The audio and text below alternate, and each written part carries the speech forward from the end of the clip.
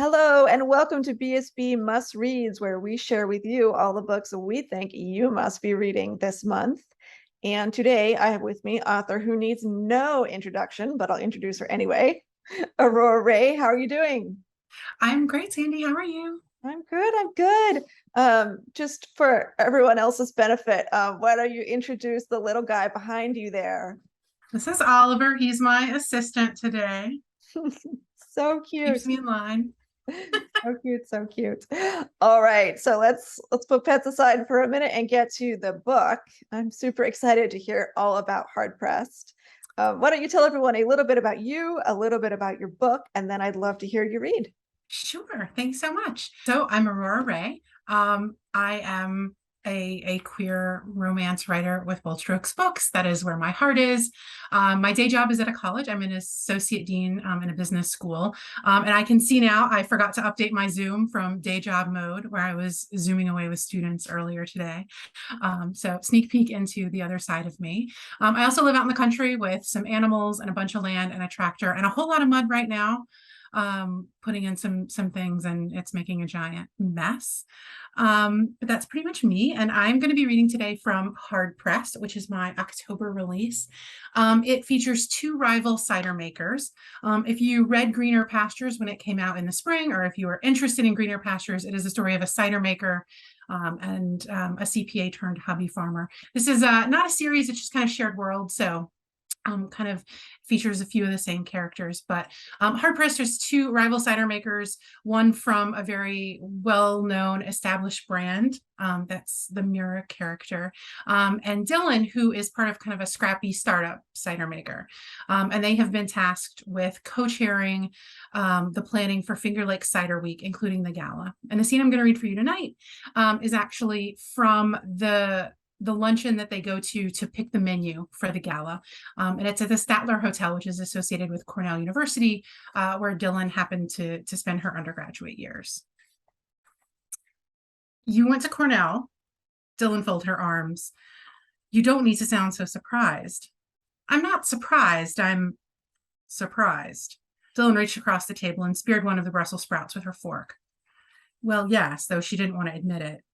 I didn't get the business school vibe from you. And what makes you think I went to business school?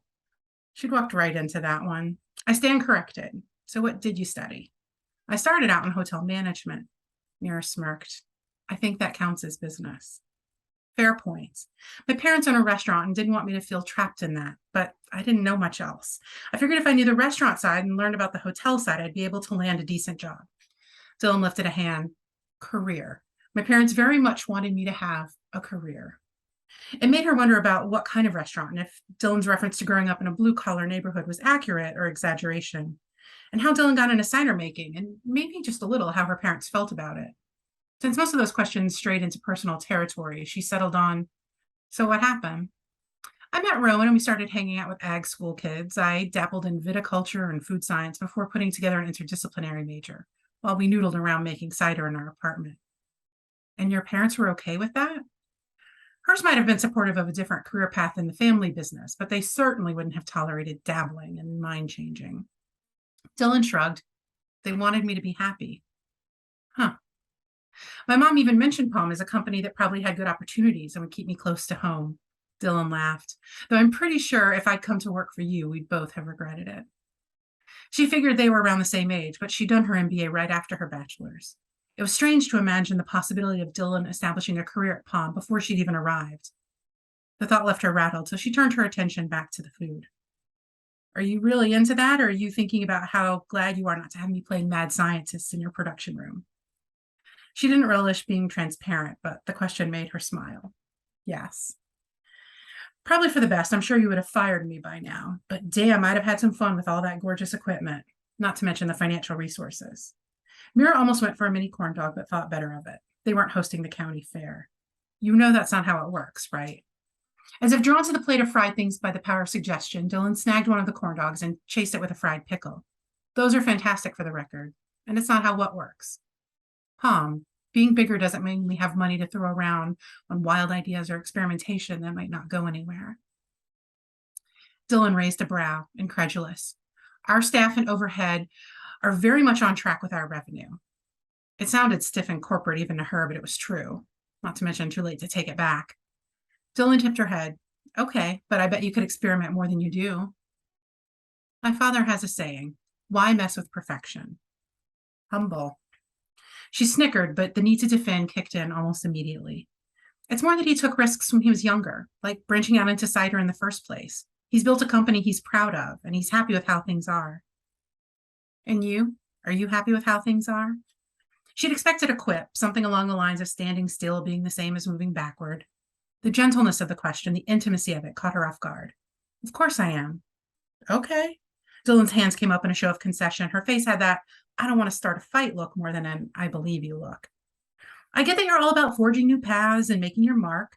I'm not like that. My job is to shepherd a successful company and protect the livelihoods of the people who work for me. That makes me happy. Though even as she said it, the reality left her a little hollow. Totally fair. Dylan nodded and her expression sobered. Maybe we should focus on the food. That's what they were there for, not to probe each other's deepest longings. That I can do. Dylan grinned and went for a pork belly slider that looked amazing, but also like a trip to the dry cleaner just waiting to happen. They worked their way through their plates, commenting and taking notes. It surprised her how similar their tastes were, even if their opinions on what should be served at the gala didn't even remotely mesh. After arguing about the corn dogs for longer than was reasonable, Mira huffed out a breath. She tried for a calming one as the muscles in her jaw tightened. I think we should keep it simple, elegant, classy. Dylan angled her head. Because that's what cider is? Exactly. It was nice that Dylan could concede the point. Maybe they'd end up on the same page after all. That's what your cider is, Dylan punctuated the statement with a finger jab on the table. So you're saying yours isn't those things? It felt like a clear gotcha, but Dylan sat back and pressed her palms to the table's edge. Some of it is. Some of it is casual and easy. Some brash and bold. Some's funky and weird. She sniffed. Why anyone would aspire to funky and weird was beyond her. And yet, even as her hackles rose, she couldn't deny that Dylan had a point. Not just about her cider, but lots of ciders. The gala, and Cider Week as a whole, was supposed to showcase everyone. God, she hated being wrong. Fine. Fine. It was entirely possible Dylan understood and simply wanted her to give in more concretely. She loathed that and respected it at the same time. You're right. Dylan had the grace to keep her smile in check. Not entirely, but not full-on smug. Something told her Dylan could rock a smug grin like nobody's business.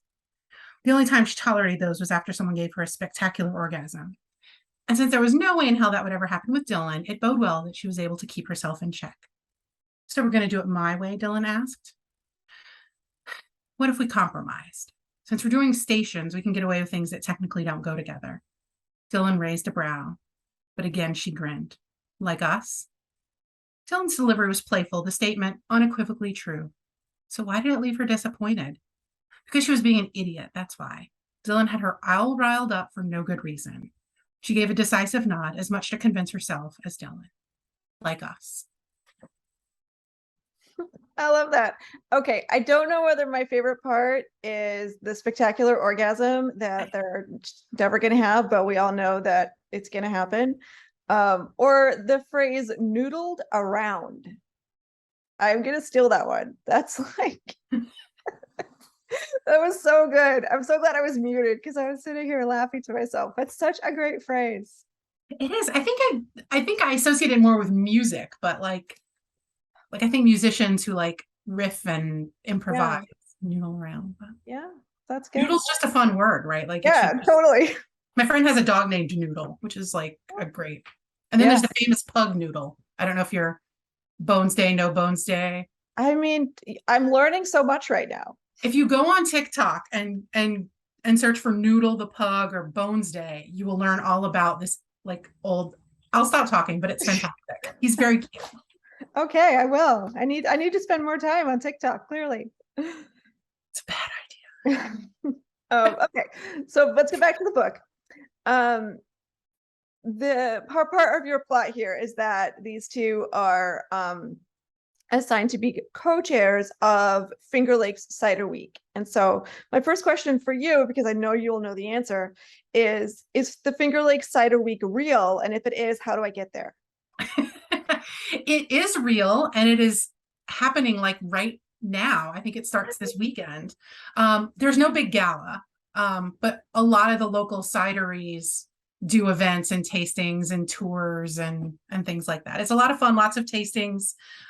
If you want to learn all about cider, I mean, obviously read my book, but otherwise come for cider week. That's awesome. All right, I have my weekend plans set, and whatever social media platform where we can comment, we'll pop the link for the event in, so you can check it out. That's awesome. Okay, so let's get back to your book and your characters.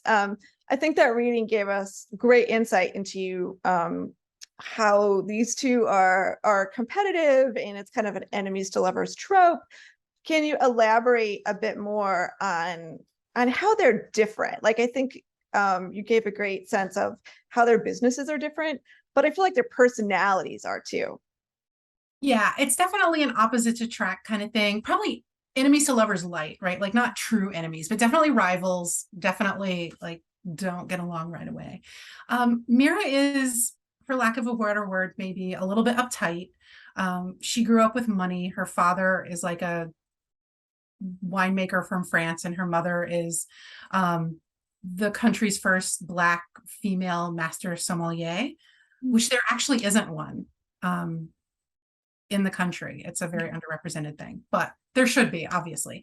And so she comes from this very classic traditional thing, and that is her personality. She's classy and staid and kind of by the books, and really focuses on the business side of things. I think both in business and in life. And Dylan's much more laid back, easygoing, used to getting her own way with charm, and grew up in a much more casual kind of ruckus family restaurant, kind of more blue collar. So she's used to just kind of coasting and working hard, but playing hard, which is not Mira's style at all. So she's the one who noodles around. That's what you're saying. She's the noodler. For sure. Okay. Mira does not noodle. Okay, so we talked about how they're different and what it is that's going to kind of come between them and make love a little difficult in this book. But can you give us some insight into what attracts them to one another? Like, we talked about the push, so now let's talk about the pull. What draws them to one another? Yeah, I mean, I think like so many great opposites attract tropes, right? There's the physical attraction. They definitely are each other's types physically. They get the hots for each other, even though they think it's a bad idea. But I think what's fun, and one of the things I love about pulling together people who are kind of opposite, is that they get to bring sides of each other out that not everyone gets to see, or that they might not even know is there. So Dylan helps Mira become a little bit more playful, a little bit more adventurous, kind of really kind of immerse herself in the art of what it is to make cider. And Mira pushes Dylan to like think a little bit about, this is your passion, but it's also your business. And if you take care of the bottom line, the bottom line will take care of you, and you get to play more. And so I think they sort of help each other in that sort of businessy sense, but they get to sort of pull out those sides of each other when they're not at work too. Yeah, I love that. I think that's true. Sometimes the things that we admire about people are things that we lack, that we secretly, want to. So awesome. Well, thank you so much, Aurora Rey, and thank you to Oliver too, who helped greatly. Please do check out Hard Pressed, coming out October 1st on the Bold Strokes web store, and October 11th everywhere else books are sold. Thanks so much, Sandy. Have a great night.